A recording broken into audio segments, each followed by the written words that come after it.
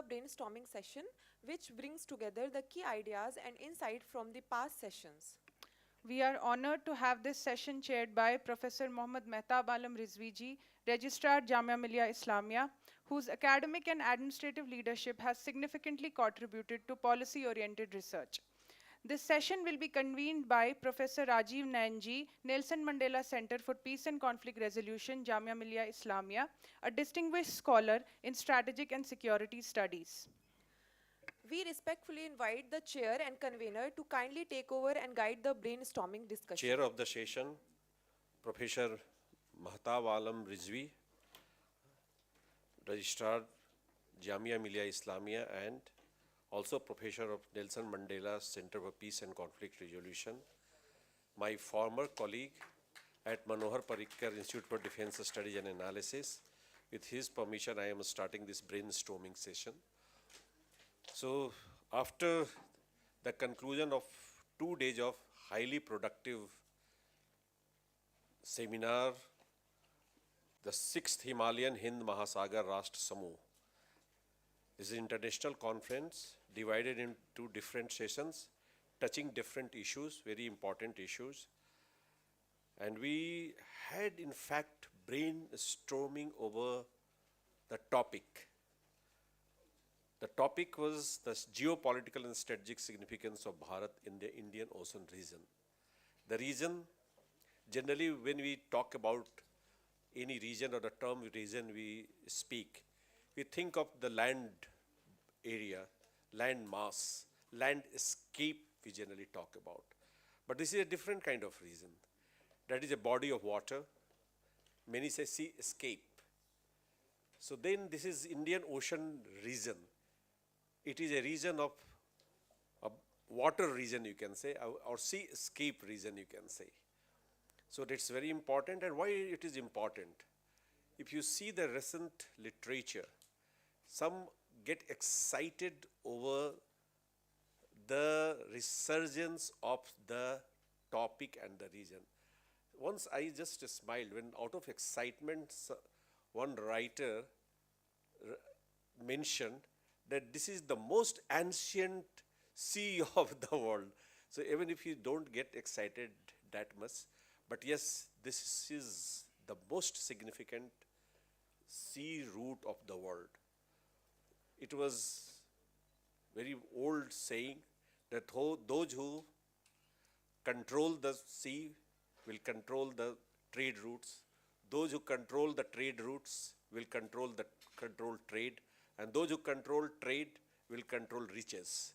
So in fact, the moment Indian Ocean was taken into the European side, generally they imagined something very rich. And one of the writings says that they also imagined Shangri-La, a key to remain youth forever. So this is the mystical side of the Indian Ocean. So this is the mystical and realistic side of the Indian Ocean, which is generally remembered in the West. But what happened? Over the years, somehow Indian Ocean disappeared from the mainstream study of Western discourse of society. And it was replaced by Mediterranean, Atlantic, and Pacific. So now they are trying to bring Indian Ocean back, but they are still coining it with Indo-Pacific. So this is the resurgence. I am really, and this is why this is a great honor to speak in this hall. I have been trained in this university, and when I joined this university as a student, and whenever we remembered Indian Ocean, it was somehow partial and lopsided remembrance of the ocean. We studied the course Indian Ocean Zone of Peace, that's all. And somehow it was extremely narrow in scope. But what has happened? And I would like to congratulate the organizers, all the organizers, from bringing it quite comprehensive and how to understand it comprehensively. It has got different dimensions. Now the Indian Ocean is not only remembered for the zone of peace, this slogan. It has become more pragmatic, it has become more result-oriented, and this is what is important and significant. And all the sessions discussed various dimensions, security dimension, strategic dimension, which is quite broader in orientation, cultural connect. Now there is a resurgence about the cultural study of the Indian Ocean also, and economics. So all the aspects have been discussed in the 4 sessions. Then comes the question, what is the purpose of convening this session? The objective behind or objective of convening this session was to have a very focused and bullet point kind of discussion so that it can go into the policy outcome or policies recommendations. So what I am going to do is to request the speakers to just speak in 3 minutes about what ought to be done, what should be the takeaways, and what should be done in the future, or what we generally say way ahead, and how we can take this agenda forward. So what I am going to do, this is the first session, and this is the historical and cultural connectivity between Bharat and Indian Ocean region. So this, as I mentioned, so I'm going to ask Major General Anuj Mathur ji to speak for 3 minutes first, because he was the chair of that session. And many say that this place has got no history, no culture. Greeks wrote about it. There is a book which mentioned, but other literature and other manuscripts somehow were pushed somewhere in darkness or pushed away. So how to revive this? How to focus on this historical connectivity? And when the people who are talking about, I can give the names, but because of the paucity of time and sake of time, I am not mentioning those names. So even if they talk about history or they talk about culture, it is a very different kind of culture. This is European-centered culture, and it is a very Western-oriented cultural discourse, which they are using as frameworks.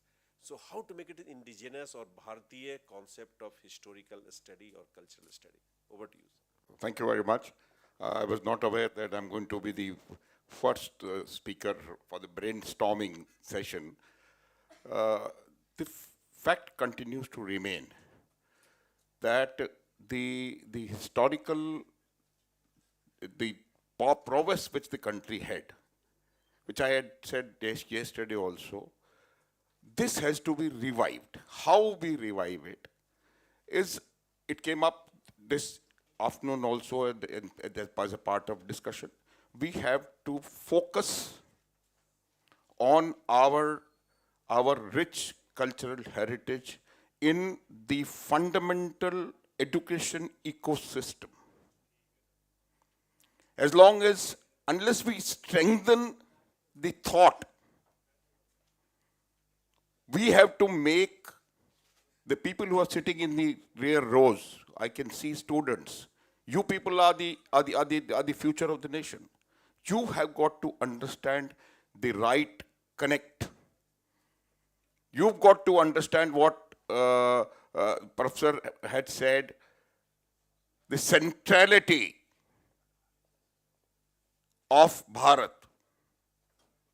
And that centrality of Bharat will come when we take pride in reading about our rich cultural heritage. Now, what connects? I said yesterday that an ocean does not divide nations.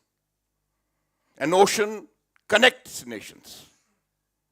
And that is the thing which we see, that this ocean had connected the entire Indian Ocean rim region.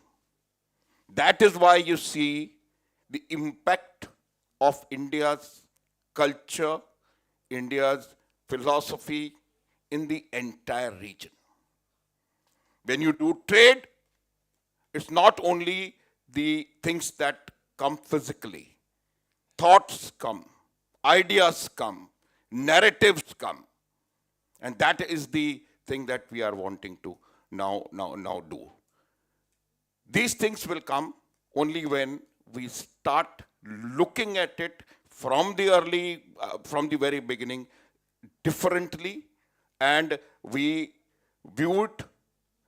I'm not trying to tell you to give a narrative.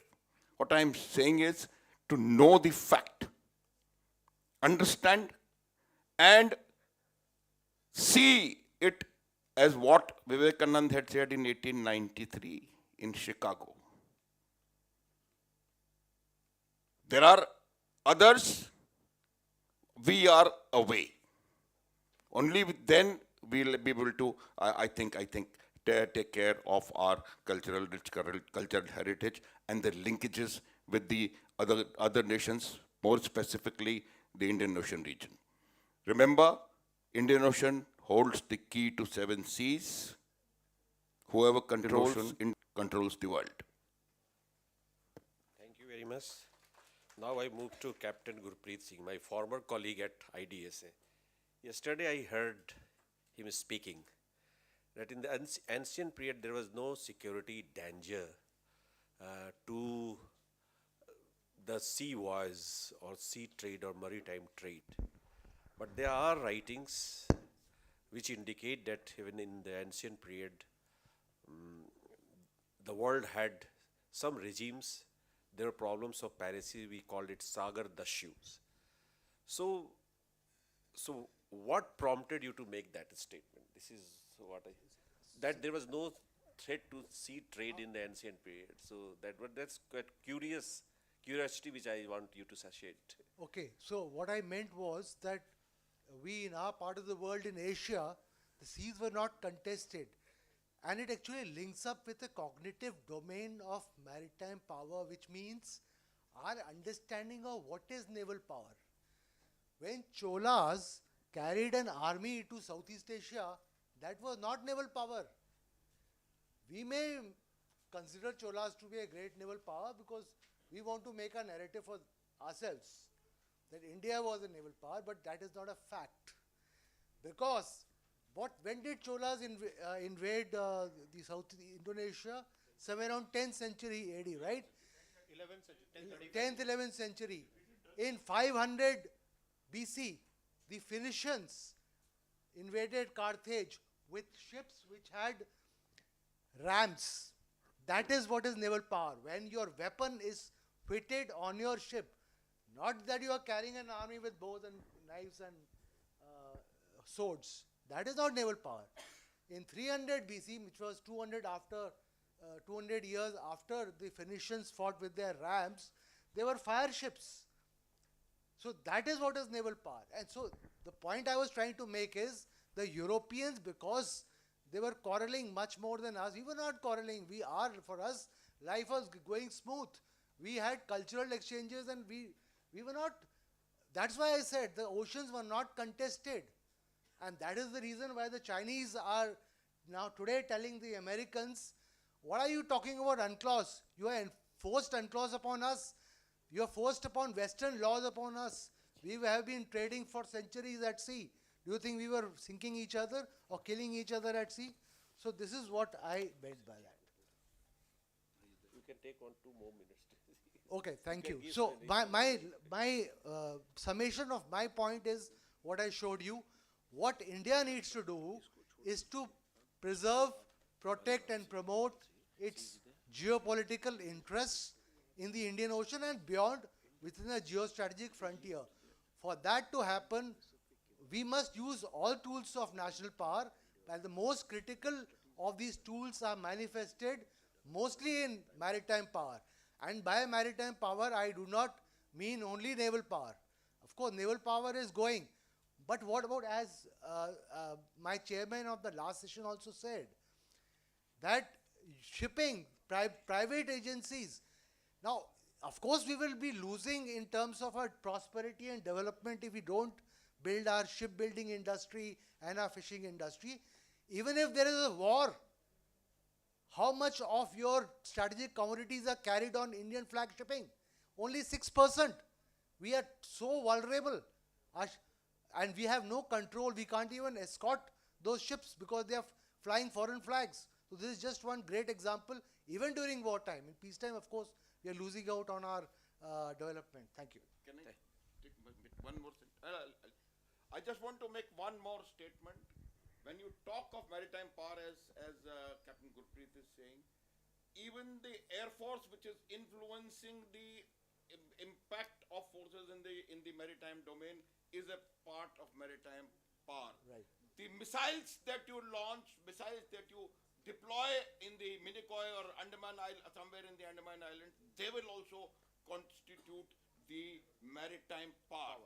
So when I say that if you cannot afford the kind of air force, kind of naval force, we can always think in terms of establishing a BrahMos base in the southernmost tip of Minicoy Islands, or in the close to Malacca Strait, to influence the movement of shipping from there. So the comprehensive maritime power will have all the elements of all the forces. I'm sorry, No, it's okay. Thank you very much, General Mathur.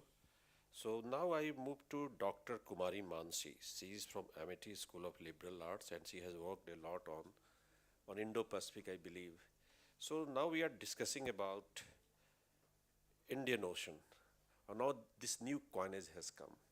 So could you please highlight something about the relations about Indo-Pacific and its all cultural and historical aspects? In 3 minutes, bullet points you can. Thank you so much, Chair. And I would like to begin by thanking the organizers for having me here. I can see that I am the only women voice here, so I have a lot of pressure on me right now. But yeah, so if we look at what has happened in last decade, the biggest geopolitical change or shift which has happened is the inclusion of Indian Ocean in this broader strategic framework, which the Japanese Prime Minister, late Shinzo Abe, mentioned as the confluence of two seas. And this is the statement he made here in the Indian Parliament. So, you know, it goes back to, I think, somewhere in 2008. Taking from there, and also based on the writings of Captain Khurana, who is among us, this term has gained parlance in the strategic community and has been adopted subsequently. So what it means, as you can see it, this is a term which is not value neutral. It carries a lot of significance in a term that it actually highlights the centrality of India. I mean, India is the only country which has an ocean named after it. That says something about it. And Indian Ocean historically has been India's sphere of influence, and India wants to, you know, maintain it that way. So when we talk about Indo-Pacific as a geostrategic concept, it is basically bringing India as a major player in the region as a potential counterbalance to China. This is the statement I also made yesterday, because this has a strategic dimension in a sense that it is exacerbated by the phenomenal rise of China, which in the humanitarian term is a very good story, but when it comes to security and defense, and especially if we look at the kind of defense and military modernization and Chinese, belligerence in the region, it's a headache. So to counterbalance China, India has been included in this broader Asia-Pacific construct, and that has become the Indo-Pacific. So India's centrality is one thing which is very important here, and this is something which Chinese don't like, and they call it a India 2 construct, and they claim that, you know, Americans have been, Americans now don't rely on their traditional allies, so they have to bring in another player to counterbalance us or subdue our influence. Now, Indian Ocean for India is very central to not just its foreign policy, but also for its influence in the region. And this is evident from the transition of Mahasagar initiative to, from Sagar to Mahasagar. Now, Sagar was a sort of regional one, growth and security or security and growth for all in the region. Whereas Mahasagar talks about the mutual and holistic advancement across the region, meaning that now we are not just, confined to the IOR. We are looking at the broader global south. We are also looking at all like not just the Africa or the Southeast Asia, but the whole global south, which India want to lead, and it starts and it is centered or anchored in the Indian Ocean, because from there, like yesterday also I talked about Project Mosam, and if you look at all the initiatives which India has taken, it is focused on connectivity. When I say connectivity, it is not just the connectivity in terms of trade and personal, but also the cultural and the historical connectivity. To reclaim the historical maritime tradition which India had. So even before this Indo-Pacific term has been coined, Indian Ocean has been a contested space. It is the region where powers have been clashing, and this is from where Islam traveled. This is where the colonization took place, right? But even before that, Indians mastered the monsoon to spread or to undertake trade, spread religion, ideas like sir mentioned. So Indian Ocean has been very central.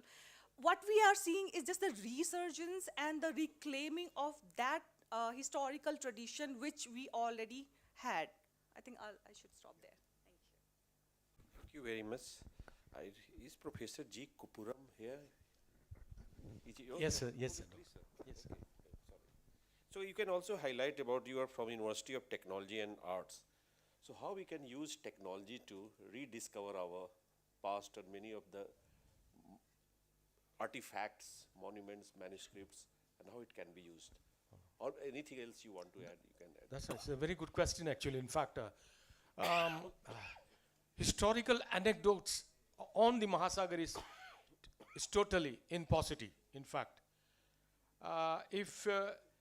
The first thing what I want to say is that we have to understand the interrelated cultural, political, socio-economic connections between the various dynasties and the feudatories of India with the rest of the Mahasagar. That is a very bleak picture. We have a very bleak picture on this. Although the coastal dynasties have provided some epigraphs, numismatics, archaeological sites and so on. But still we do not get the larger connections with the Mahasagar, with the Bay of Bengal or the Arabian Sea. This is where our history totally is in poverty. The first point which I wanted to state is that the whole maritime architecture we are unable to define without the historical legacy. History speaks for the future. Of course, we have been doing. History is not needed now, but still, at least you can understand, remember our ancestors, in fact. The second thing is that Cholas, my doctoral thesis is on Cholas. The naval technology of Cholas is still in a big dilemma. Most of their sites are under the water. I am also an underwater archaeological explorer during the 1980s and 1990s.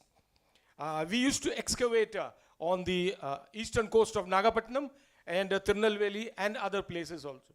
We got a lot of Dutch wrecks, but not the Cholas. In fact, what happened to the naval technology, naval shipbuilding technology, where did they do it? But we understand that they brought all these remnants from the local forest and other regions, and somehow they built. What sort of navigation they used actually to explore? And you have to understand that Rajaraja, Cholan, 936 to 986, he was the first man to explore Malacca. This man went up to Cambodia, Vietnam, everywhere, even to China. He sent a lot of emissaries to China.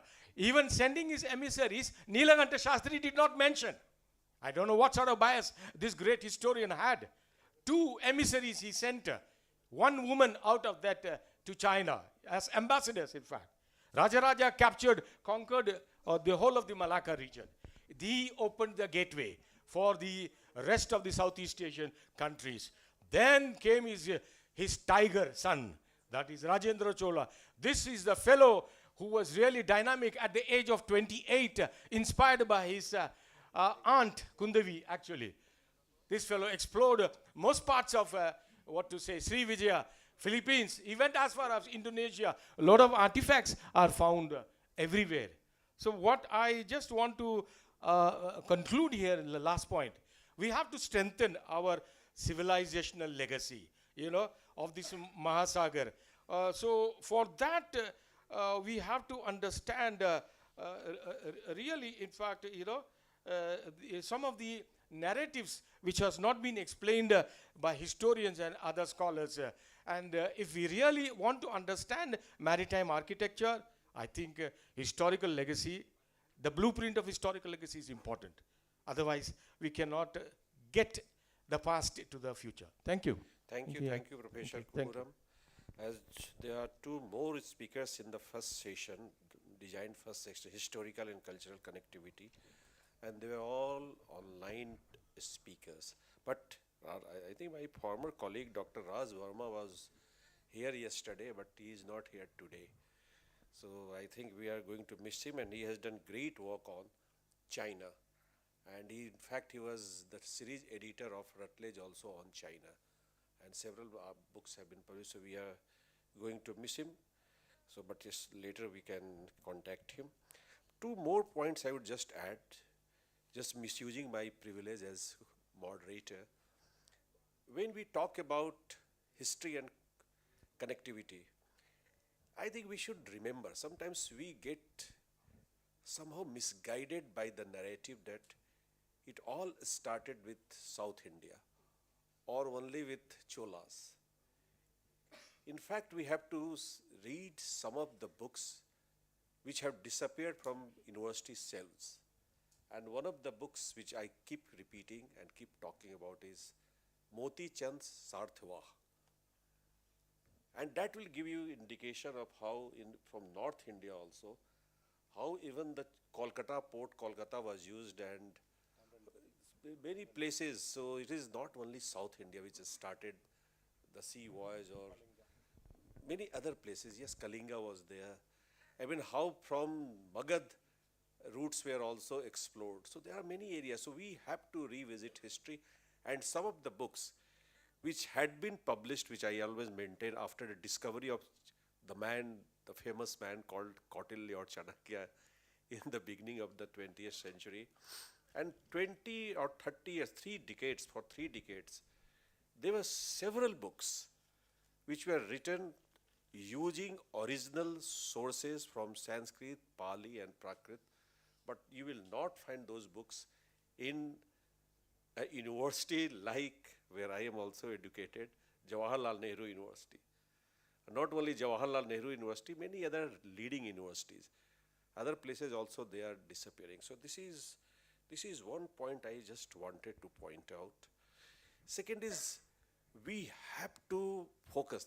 That's why I asked this question. Focus on the manuscripts. Manuscripts are being discovered, and you will find a completely different picture.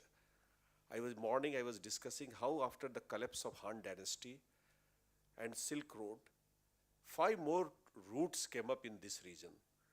But what happens, many times you will find naval officers just showing those maps. And I asked them, please tell us the history. How these routes were rediscovered, rerouted, or whatever you call it. So no answer comes, because universities don't do study, because then others are not also getting trained. So we have to again go back to some of the manuscripts which are scattered all over. Thailand's manuscript had been carted away by the Britishers, and they're rotting in some of the archives of the West. So I think we have to, once we do work, then we'll have to retrieve those documents also. And new terms and coinages are coming from, there are many people, I can name those who are emerging as cultural theoreticians on Indian Ocean or Indo-Pacific. I can name some of them: Stephen Munich to Develina Ghosh, Samuelson, and new terms, coinages are coming. Subaltern cosmopolitanism. What is the meaning? don't get misled by these terms. They are just using current postmodernist leftist terms, and they are selecting facts just to justify those terms in the name of culture. So this is more dangerous. Even if the literature which are coming in the name of resurgence of cultural studies is, all these works are equally dangerous. So we have to revisit, or we have to rethink about that. So this kind of gathering will be really useful, and in the future also I think we have to keep working on that. So now I move to the speakers from the second session, and I think Lieutenant General Arvinder Singh Lamba is not here. So now my old friend, we keep meeting, we keep discussing. That is Commodore Shashadri Vashan, original thinker, I always consider him. And he has to talk about the word comprehensive has been used. And the moment you use word comprehensive, then something called traditional, something called non-traditional.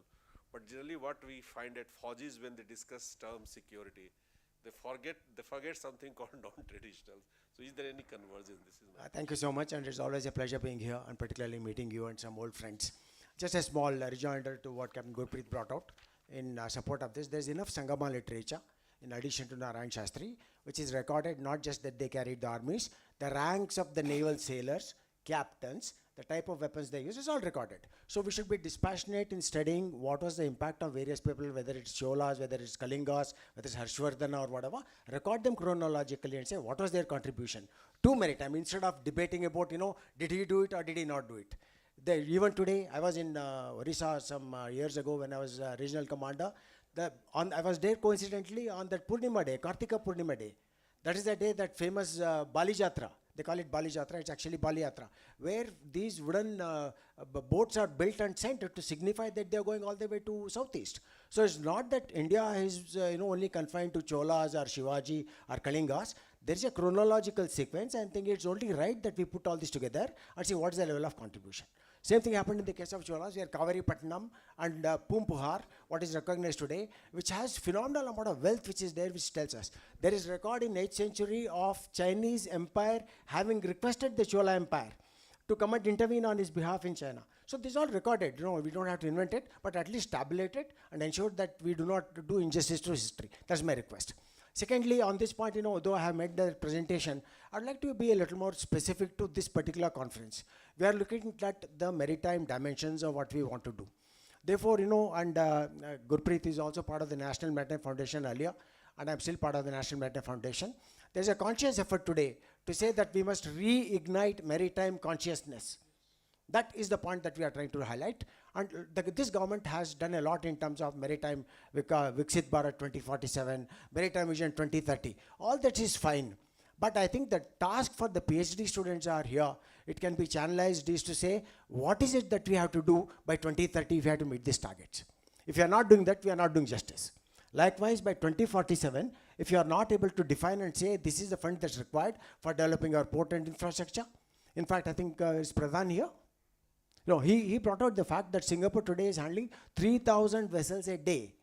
And the compound output of all the ports in India is 627. Should we not be bridging this gap? Therefore, I think the task for us is to see how to bridge this gap and move forward. And not keep on saying, we had a glorious past. Fine, we had a glorious past. But what are we doing about the future? That should be the question. And I know unless we address that, we are doing injustice to this conference. Because we spent a lot of time, we spent a lot of effort, and therefore, particularly the PhD students here, they may rewrite their complete thesis and get new things which will contribute to this nation's growth. 2047, you have enough time. Today, the differential, the so-called GDP differential is phenomenal. We are at 4.5, and we are saying we are third largest or fourth largest, but China is at 20 trillion, and America is at 30. I just checked up 10 minutes ago. They are at $30 trillion. How are you going to bridge this gap? Do we have solutions? Do you require phenomenal amount of money to modernize your ports, include AI, shipbuilding, fishing, port infrastructure? Navy has done very well. Like I think the previous chair brought out clearly that we have our own design bureau. Previously we called it the constructor branch. Today we call it the Naval Design Bureau. We're building our own carriers. We're designing our own nuclear submarines. So there is a certain amount of strength in the military. But the same thing is not translated to ships. We are still today at less than 1% of the global tonnage. Is it something that we need to be proud of as a maritime nation?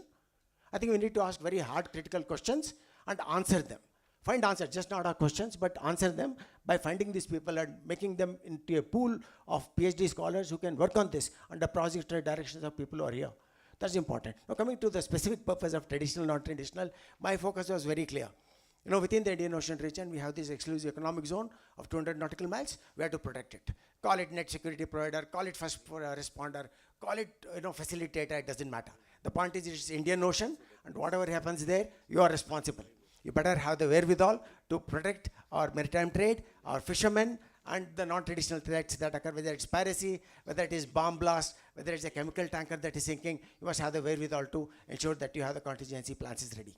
On traditional thing, we have done enough. The maritime domain awareness was brought about, and that's something which will serve us.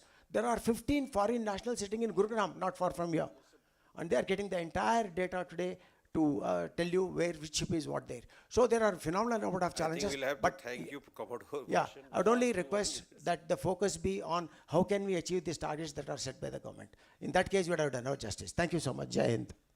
Thank you very much. I think Dr. Amit Singh is here. I think he's not here. Then Dr. Irshad Ahmad. So because we are running out of time, so we'll have to be very brief and comprehensive. Whatever you want to contribute to, so you can just move ahead. Actually, I want to say about 3 the minutes. Africa reconnect culturally कि India से Africa के eastern Africa के बहुत सारे गहरे connections हैं. मैं 12 वर्षों से वहाँ पढ़ा रहा हूँ. वहाँ मैंने देखा है कि इथोपिया की ओरोमो कम्युनिटी बहुत अधिक इंडियन हिंदू मैथोलॉजी से मिलती जुलती है, क्योंकि जब उनका ये विश्वास है कि वो लोग जब मरते हैं तो वृक्ष पे रहते हैं, वृक्ष को नहीं काटते. वो कहते हैं हो सकता है वो पक्षी बन गए हो, पक्षी को नहीं मारते. हम लोगों को करना क्या चाहिए? देखिए हमें कनेक्ट, हमें जितना हमने साउथ ईस्ट एशिया पे बात किया, साउथ एशिया पे बात किया, या यूरोप पे, अमेरिका पे बात करते हैं, अगर हम थ्रू ईस्टर्न अफ्रीका, अफ्रीका से कनेक्ट हो जाएं तो हम रेयर अर्थ मिनरल्स पे एक बड़ी मार्केट भी वहाँ पा सकते हैं, अपने सामान को बेचने की, अपने वीपन्स को भी बेचने की, और कल्चरली कनेक्ट होने से वो हमें पसंद बहुत करते हैं. कहते हैं कि Indians are the best. Chinese, वो चाइना जाते हैं तो चाइनीज़ के बारे में एक डिक्टम वो कहते हैं कि ऊपर उड़ने वाली जहाज़ और नीचे रहने वाला आदमी, इसके बीच में जो भी पाया जाता है वो सब चाइनीज़ खाते हैं. तो उनके फूड कल्चर को भी नहीं पसंद करते. चाइना अगर देखा जाए, आप कहते हैं BRI बना रहा, यहाँ नेवल बेस बना लिया, वहाँ चला गया. मैं कहता हूँ चाइना का US से भी बड़ा कल्चरल सॉफ्ट पावर हमारा चल रहा है. आप देखेंगे कि अगर US में इंडियन ओरिजिन का कोई पॉलिटिक्स में पार्टिसिपेट करता है, चाइनीज़ ने भी कभी किया. इंडियन ओरिजिन का ब्रिटेन में पार्टिसिपेट करता है, चाइनीज़ ने कहीं किया. इंडियन ओरिजिन का ऑल ओवर वर्ल्ड जाके वहाँ के सोशल, कल्चर, पॉलिटिक्स सब में पार्टिसिपेट करके कहीं ना कहीं इंडिया के कल्चर का वो लोहा मनवाता है. और उसमें मैं ज़्यादा एम्फेसिस ईस्टर्न अफ्रीका पे देता हूँ, क्योंकि वहाँ कुशिटिक और सेमेटिक की लड़ाई चलती है. और बीइंग अ कुशिटिक, इंडिया एक कुशिटिक कंट्री है, सोमालिया में कुशिटिक है, पूरा सोमालिया कुशिटिक है, और इथोपिया का आधा पार्ट ओरोमो कम्युनिटी वो भी कुशिटिक है. तो उनके कल्चरल रिलेशन से हम अफ्रीका का largest coastal area the Somalia, उसको अगर हम कंट्रोल कर लें, कंट्रोल क्यों कीजिए? Control in the sense of piracy, in the sense of terrorism. मैं कंट्रोल इसलिए नहीं करना चाहता कि सोमालिया कुछ नहीं करेगा, मैं उसको मदद करके उसकी वो क्या कहते हैं मैरीटाइम नेविगेशन को, और फिर वहाँ के जो इंटरनेट केबल्स जाते हैं, आपका इंडियन गल्फ ऑफ अदन से Red Sea to Mediterranean, internet cables AI के दौर में बहुत इम्पॉर्टेंट हो गया है.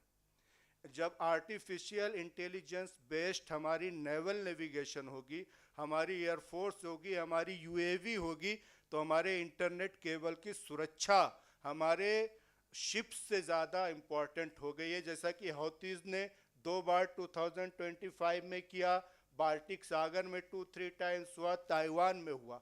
अगर ऐसा होता रहा तो हमारी देश की अर्थव्यवस्था पे किसी भी समंदर में, अगर आप ये देख लीजिए पैसिफिक और इंडियन ओशन में कहीं भी डिस्टरबेंस होती है तो हमारी अर्थव्यवस्था पे असर आता है। तो हम BRI की तुलना में CRI बना दें, cultural road initiatives. Very good. Thank you Thank very you, sir. much. So now I'm very good. Now coming to Professor Gurmeet Singh, former Vice Chancellor of Pondicherry University. Yesterday he talked about Indian significance, in strategic significance, I think you talked about how 2.5 square kilometer of exclusive economic zone exists and what. So could you just highlight the economic connectivity between Bharat and Indian Ocean? You had data, so through data you can. Thank you, Dr. Rajiv. I will point out three things mainly. First, as I said it today morning, when you look at the traditional things, we had all kinds of divisions, and I talked about multipolarity in the existing world. I talked about in good old days we had unipolar world. Everything was coming under America, and gradually we moved to bipolar, Russian bloc, American bloc, Western bloc, Eastern bloc. This way we were divided, capitalism and communism. The word came down to bipolarism, and now in the last about 30 years, increasingly the word is moving towards multilateralism. When you talk about multilateralism, you will find whatever you may talk, whatever X, Y, Z, India will always figure in, and that is the greatness of our country. Now we are figuring in not by the sheer strength of our population or area or particular religion or whatever, it is figuring in by the strength of sheer progress that we have made in all areas. So this is one where we are moving in, and we are talking about Indian Ocean, Hind Mahasagar. This particular conference is on that. Now I will highlight in this part why it is important. You know, when you look at the total world scenario, Europe hasn't had anything in the last about 18, 90 years. No discovery, nothing of that kind. It is in fact sagging fast. When you look at the other sides, our own side, if you look at Indian progress, we have done enough. And people were talking about Middle East, it is very important. There is a lot of oil and this and that. They are also receding in importance. It's not a question of oil anymore. Now we know electrical vehicles are coming, other forms of energies are taking over. So we don't look up to Middle East to meet our energy requirements. We have our own ways to fulfill, and the way we are researching and working in these areas, I think the whole world knows, and that is why they are appreciating our efforts. That is second part, that in the world, all other trade routes and research areas are going down. When you look at this side we are talking about, that is Indian Ocean, this is extremely important. And I had said it yesterday, though in a very brief while, that Indian Ocean is going to be the busiest trade routes of the world. It is in fact now, and it is going to increase in the days and years to come. Now the moment it is Indian Ocean, Bharat, I think it is our duty to strengthen it further. How are we going to strengthen it? Just by talking about it? No. We are going to increase, we are going to strengthen it by our own inherent internal arrangements. And they are our military trainings. When you compare our military institutions, I have no hesitation, I think the senior officers are sitting here, our training institutes, NDA, IMA, you name anybody, Naval Academy, Air Force Academy, they are best in the world, they are comparable to the best. We have done enough in this. Our research, defense labs, air defense systems, anything you talk about, Sir, thank it is, you. no, I'll We give me a know minute. about it. No, give me a minute. Yesterday also I had to run through the whole thing. I have to point out one more thing. Please, go ahead. This part where we train our military officials and the defense system, this also has done enough, and this is on a right track. We need to build it further, strengthen it further. We are capable of doing it. That is my second part. My third part, about which we do enough drum beating all around, and it has been done today also, and I am very blunt, I have no doubt in saying, no hesitation in saying this. We talk about maritime strategy, maritime strengthening. Well, we do it.